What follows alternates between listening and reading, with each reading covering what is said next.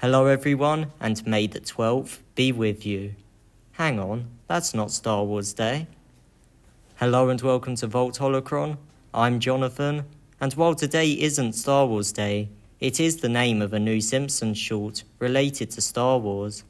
To celebrate, I'm going through every Star Wars Easter egg or reference I can find in the short. I hope you enjoy. The first reference comes early in the short, with Ahsoka flying in her ship T6 1974. The ship and her outfit come from the Ahsoka Disney Plus series. On the way in, Ahsoka knocks the TV antenna off of the roof of the Simpsons house.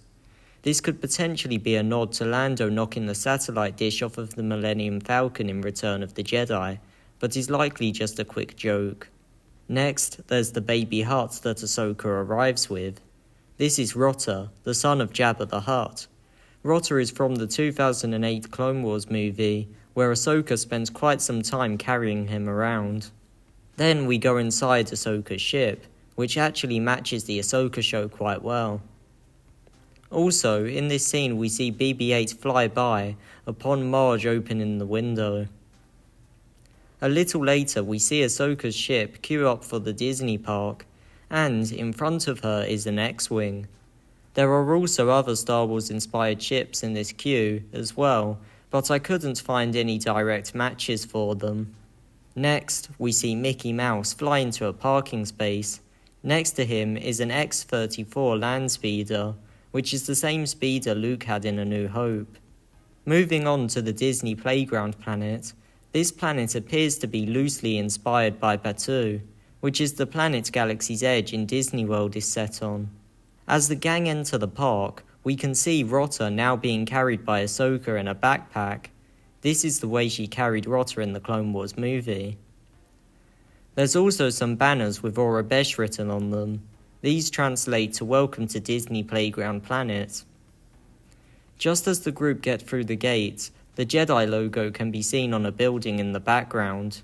Straight after this, Vader appears, and you can see the Imperial logo in the background.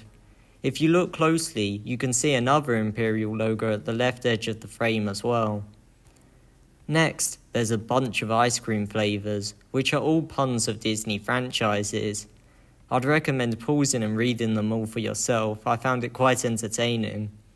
The Star Wars references here are the flavours Mandalorian, Wookiees and Cream, and Obi-Rum Kenobi. Next, we see a child building a sandcastle. This sandcastle is actually in the shape of Jabba's palace.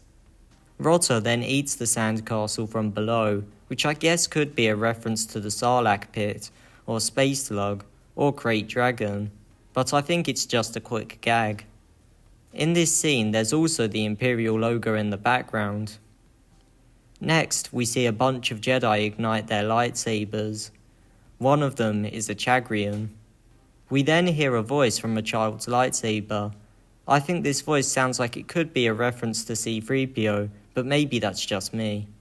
Parental consent is required to slice people in half. A group of stormtroopers then arrive, and the Jedi charge after them. Among the Jedi is an Ithorian and a Gran. There's also another Jedi logo in the background. In this scene, there's a lot of dismemberment, which is common in Star Wars, and there's multiple uses of the famous Wilhelm scream that appears in every Star Wars movie. I also think that Maggie's fighting looks similar to Yoda, but I understand that that's probably just because of her size. Look at me. Judge me by my size, do you? In the background of this shot, there's also 3 more Imperial logos. Also, the Grand Jedi can be seen again, far in the background. Next, we see Ahsoka again, wielding Anakin's lightsaber. I think it's an interesting choice to give her a blue lightsaber, but maybe it's in reference to the final season of the Clone Wars. I'd also like to mention that the lightsaber being Anakin's lightsaber probably doesn't mean anything, as Anakin's lightsaber is used in a lot of places in this short. We then see the Imperial logo in the background again, behind some stormtroopers. There's also another Jedi logo at the edge of frame when the Stormtrooper speaks to Marge. I'd also like to add that throughout the fighting, twin moons reminiscent of the twin suns of Tatooine could be seen in the sky, and there was also some Aurebesh on an arch, although I couldn't get it to translate into anything. At the end of this scene, the Ithorian can be seen again in the booing crowd. Chewbacca also shows up just after and delivers a famous Wookiee growl. Finally, there's the party, where we see Figrin Dan and the Modal Nodes, along with Sice Noodles from the Max Rebo band. And there's an Imperial Star Destroyer pinata. And that's every reference I found in the short. I hope you enjoyed the video.